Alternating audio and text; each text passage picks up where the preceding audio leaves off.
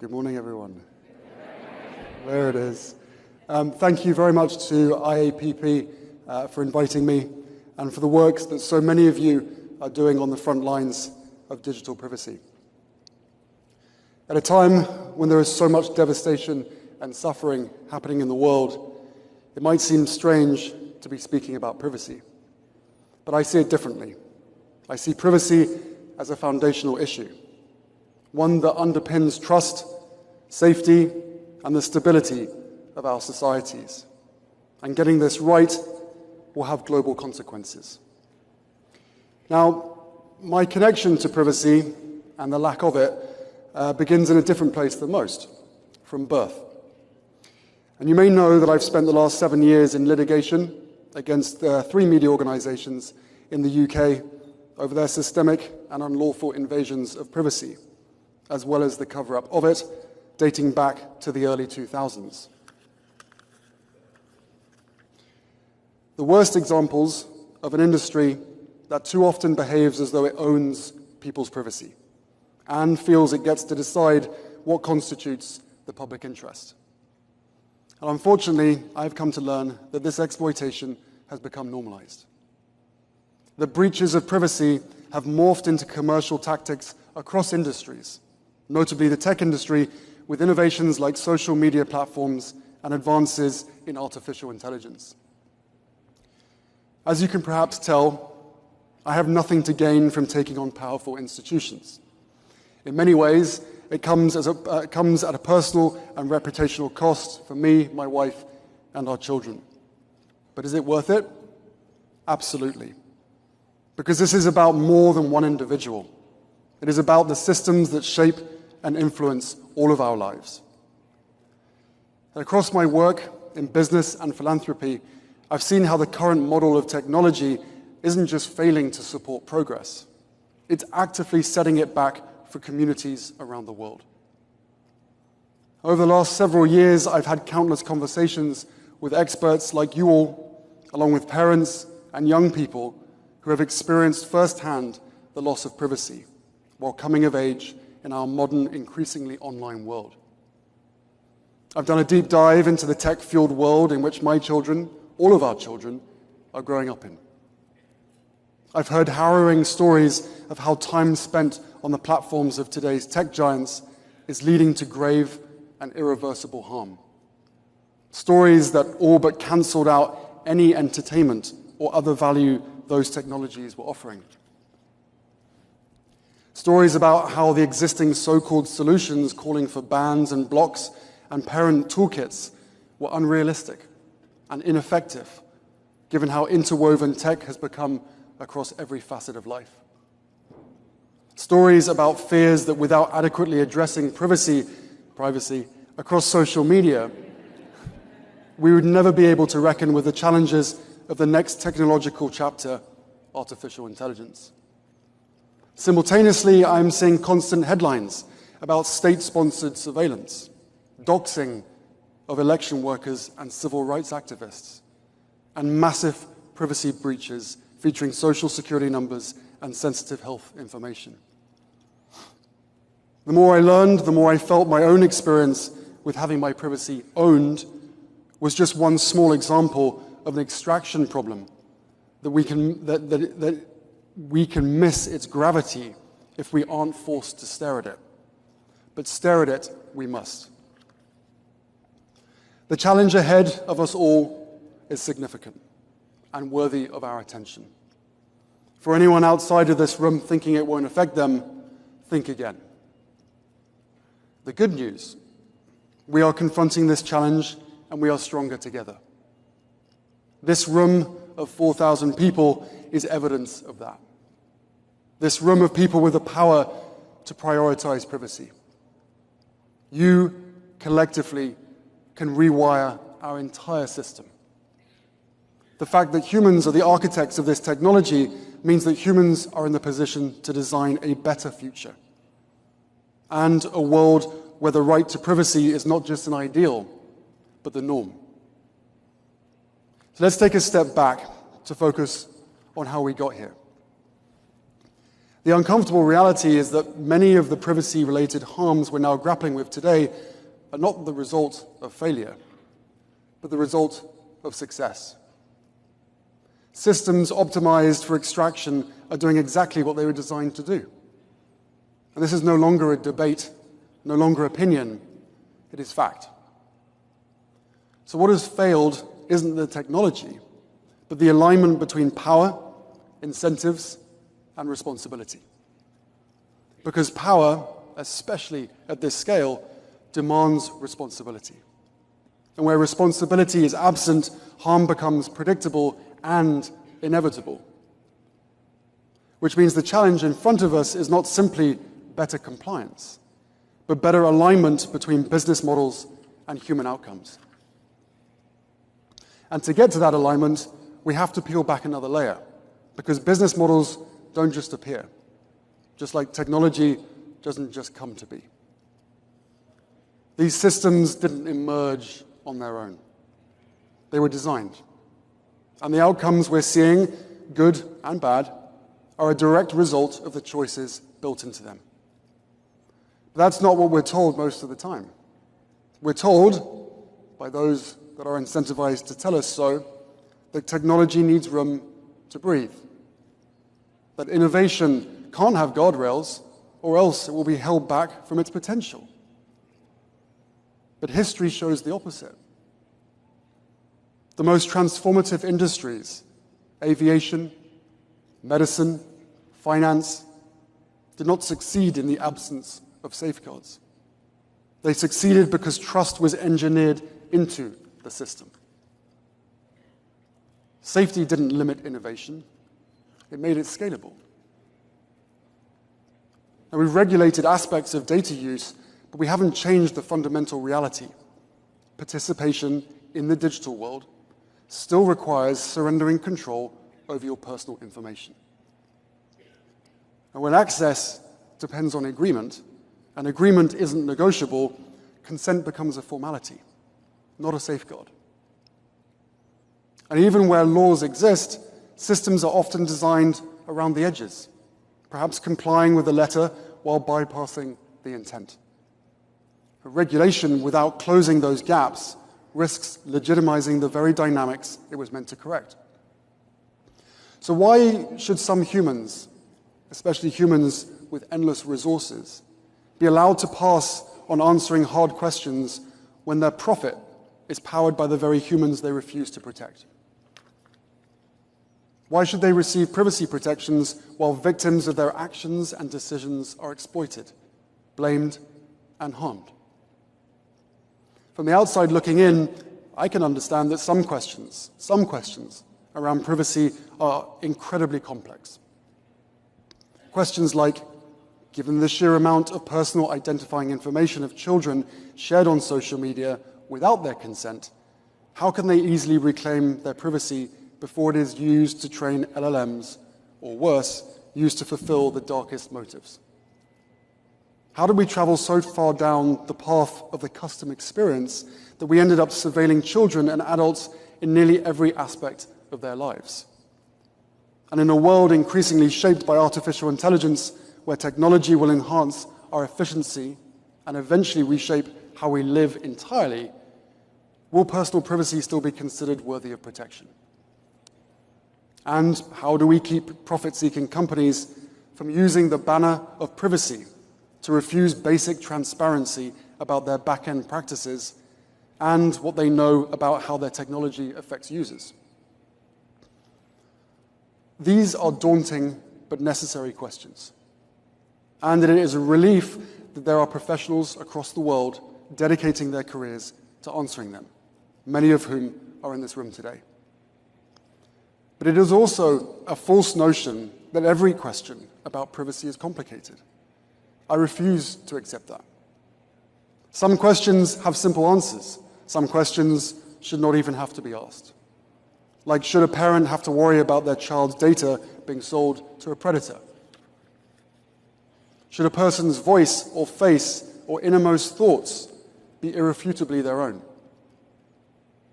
Should a young girl have to worry that the man across the room is secretly recording and undressing her using AI through the lens of a pair of smart glasses? Should a government or corporate giant be able to exploit personal privacy to compromise people's personal safety or sanity? Should powerful people have more privacy rights than the people who give them that power? The answer to these questions is simply no. So, what about these? Should people feel safe in their own homes with their own devices? Is the right to privacy inseparable from a person's ability to exercise free will over their own life? Should we have agency over our own lives? The answer to these questions is simply yes. And yet none of this is playing out simply. Let's not let anyone who has an interest in keeping it complex allow us to forget those simple questions with simple answers. Too often, companies want to lean on downstream complexities to avoid upstream accountability. And if you look at the terms that govern many of today's platforms, the imbalance becomes even clearer. Users are asked to grant broad, often irrevocable rights over their data and content. Systems infer who we are, not just what we share, but from how we behave. And the rules themselves can change at any time, with continued use treated as approval and acceptance. Companies conflate repeated use with trust of the platform itself. And at that point, we have to ask, is this consent or is it structural surrender? Yesterday, we heard from one of the major companies on this stage say that in the age of AI, we will need to go toward privacy by experimentation or privacy by innovation. Slick slogans with a sinister undertone, sort of like being in the good place.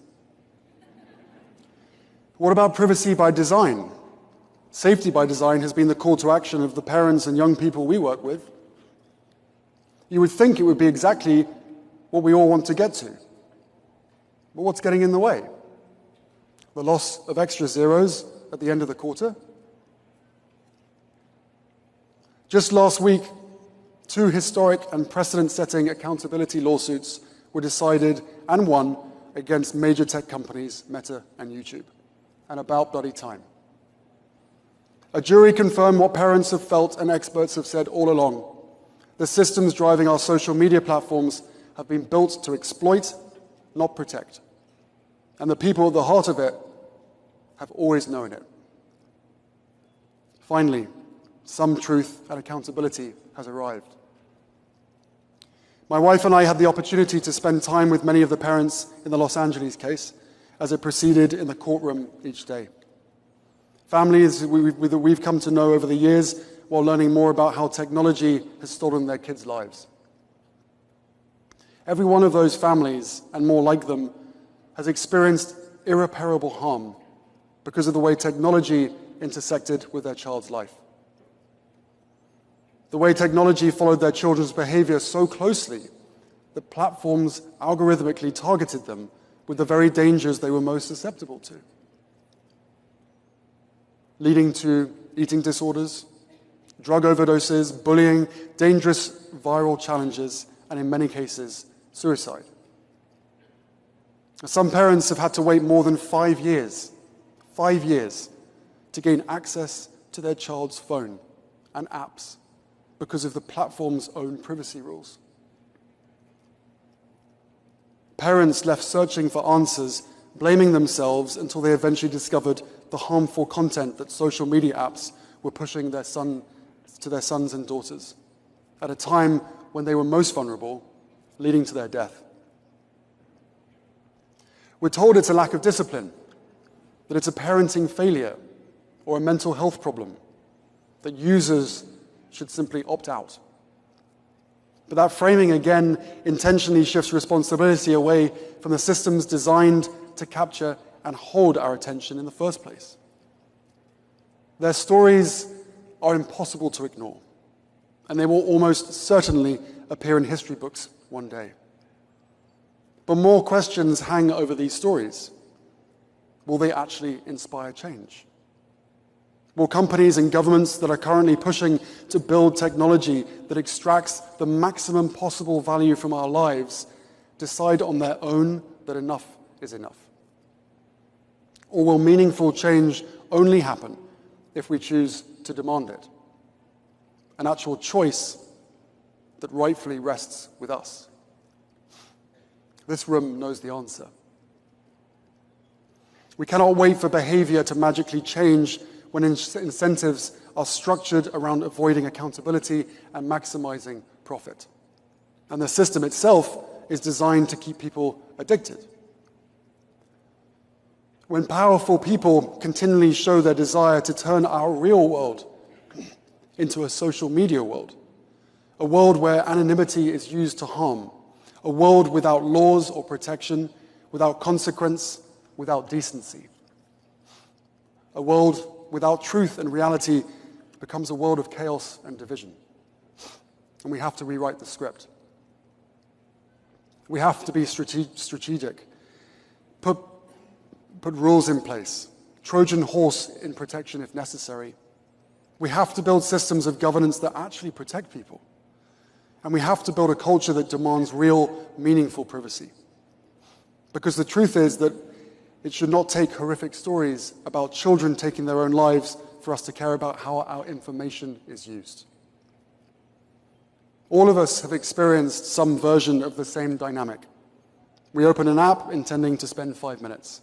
40 minutes later, we're still there, watching content we didn't ask for, wondering why we couldn't just close the screen. And we blame ourselves. We say we lack discipline. But the reality is that we've built systems that begin with engagement and then scale through increasingly precise behavioral prediction and monetization. There is an entire industry worth hundreds of billions of dollars dedicated to keeping us exactly where we are, studying us, predicting us, nudging us towards behaviors that serve someone else's outcome. And increasingly, these systems influence not just what we see, but how we think, feel, and engage with the world, with little transparency into how deliberately those outcomes are engineered and in whose interests they operate. This is not freedom. This is not normal, and this is not okay. Trust is part of what allowed the digital space to scale in the first place. But that trust has been broken. Not suddenly, but steadily, as people realize these systems don't operate the way that they were promised. And still, we continue, because opting out is no longer realistic.